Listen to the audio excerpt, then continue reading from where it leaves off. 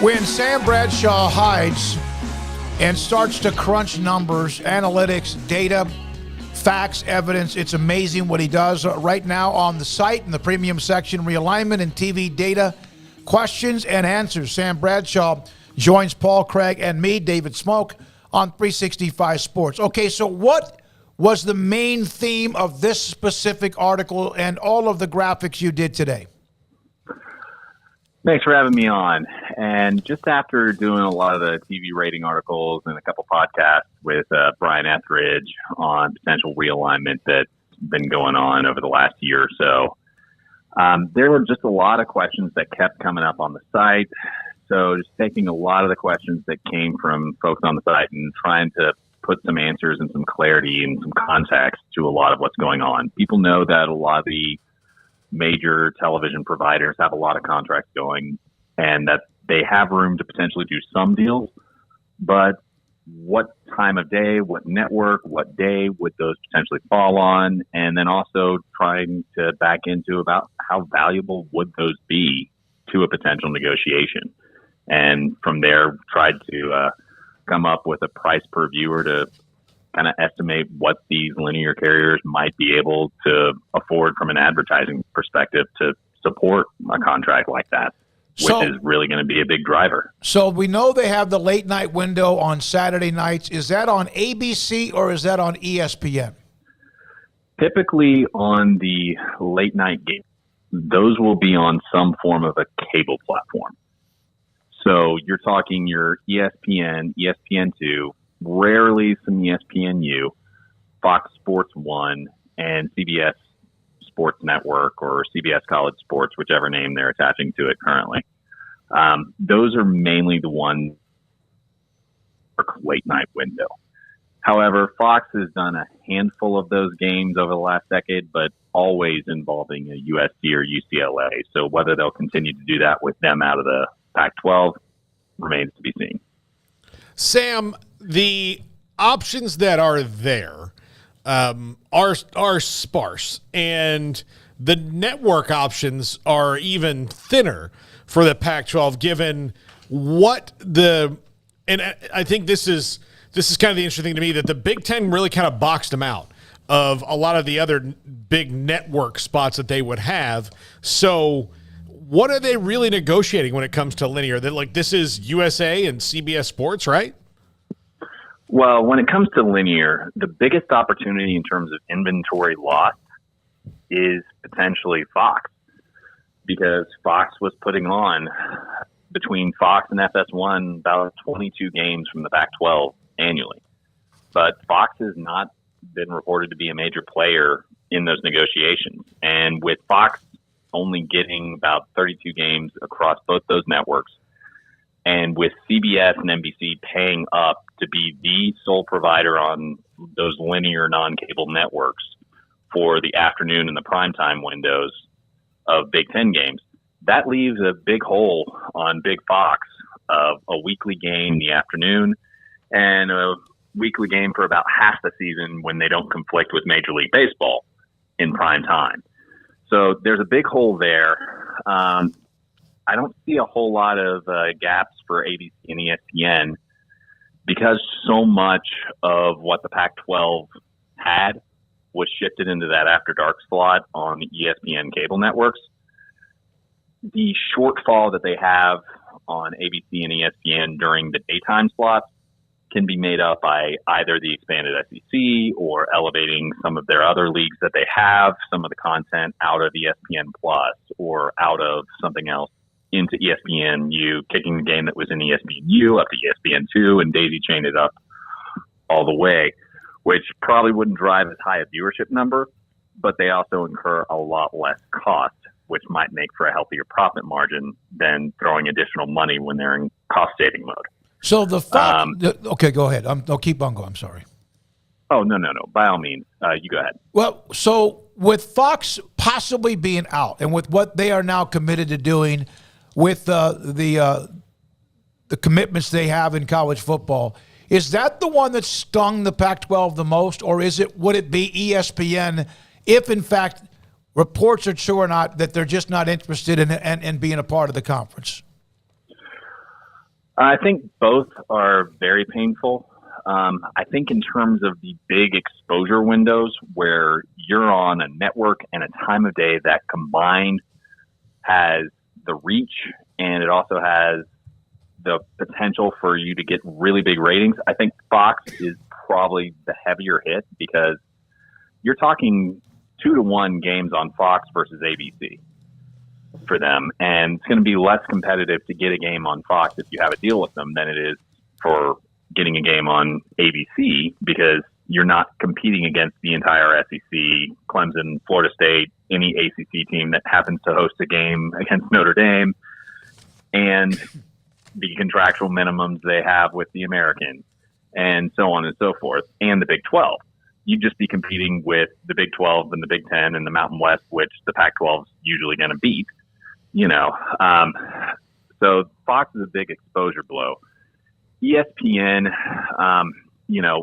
that highly visible late night game weekly, if ESPN truly does back away, which according to Marchand and Oran and some of the other media reporters out there, that appears to be the case, and their appetite is mostly limited to that late window because they have everything else mostly covered. Both of those are going to hurt, but just kind of in terms of that big game exposure ability, I'd lean as Fox probably being the more painful of the two because you're losing a similar amount of inventory. And while games on ESPN and ESPN2 will probably outperform games on Fox Sports 1, the big upside of having those games on Fox is probably a bigger exposure loss. Sam, have you kind of projected out where it will, like where it appears that the networks are going as far as what will be, the next couple of years on this, where they're going to want to see maybe different things or have changed their, you mentioned like the EPL is filling up windows on NBC and things to where the Pac-12 might also be boxed out just because of contracts of stuff that they've got nothing to do with? Well, with things like EPL or NASCAR on NBC and other things like that, those are things that they were broadcasting last year, which I assume those rights continue. And from there, it's at very least something they have to see what they could potentially work schedules around and see what contractual flexibility they have if they wanted to put games on at noon on NBC, for instance. Or if they wanted to put games on USA, which has also been rumored as a potential partner with the Pac-12 through all of this, depending on who you listen to and who you trust.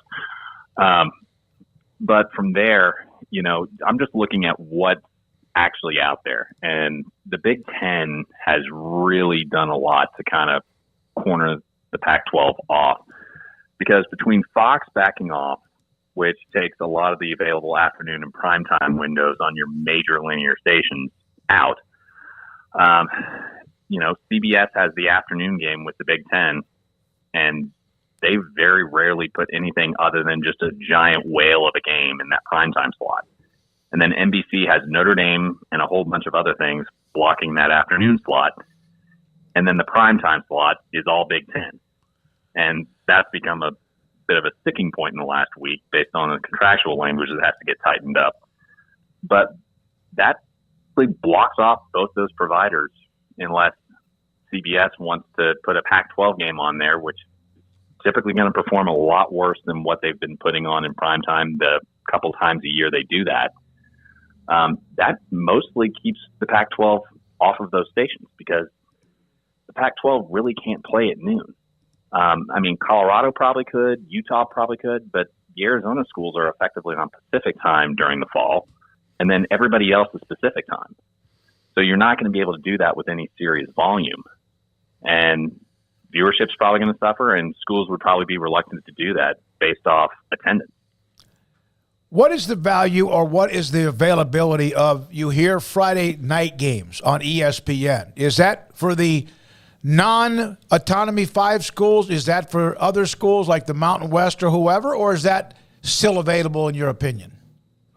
I think it's potentially available depending on the network, depending on how contracts are written. I know the ACC gets a lot of games on Friday night, so it's not just the group of five.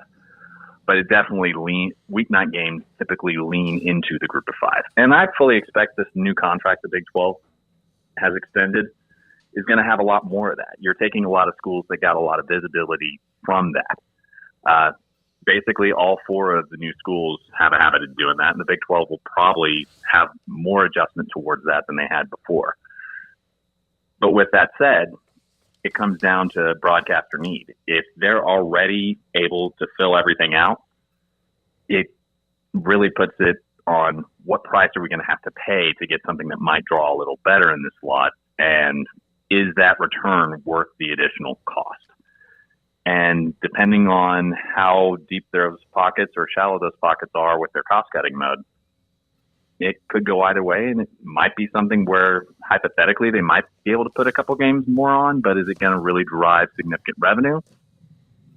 That's something that they're having to work with, and it's a tough market out there right now. So with ESPN and Fox still, we're not sure whether or not they'll get involved. Maybe today not, but who knows? A phone call like Bob Thompson told us earlier this week, all it takes is a phone call either way.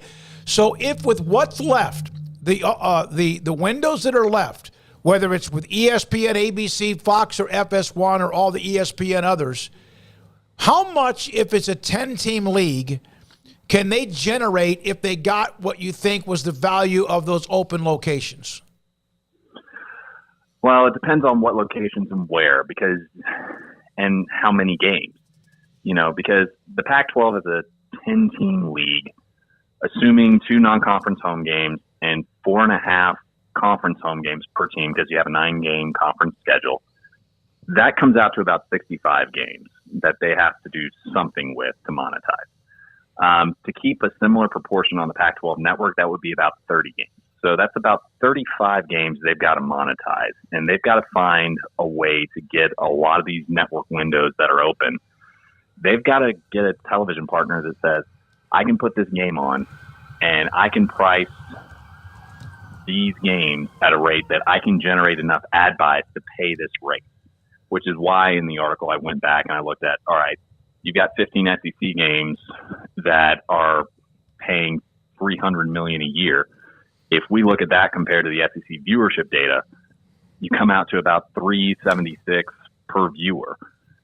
At that rate, it's going to be a tough climb for them to get into the ballpark of where the Big 12 is, much less the Big 10 or SEC, which are blowing by it. And just piecing that together and not really knowing what kind of appetite those linear players have, it's going to be pretty difficult. And it would not surprise me at all if a streaming service was a major part of what they put together, because their financial model is different. It works off subscriptions and possibly some other elements we haven't necessarily considered. But at the end of the day, it's a tough economy for selling right now, particularly with so many other spots blocked off, in particular by the Big Ten and by Fox's reluctance to get involved and ESPN's reluctance to get involved at this point. Sam, we appreciate it. It's in the site, SicEm365.com. He also put it up on his Twitter feed. It is a premium section. It is a paid part of what he does. He's got so many other segments about this. We don't have nearly enough time, but trying to piece together a lot when it comes to what they have available. And I'm talking about all of college football, not just the Pac-12. We appreciate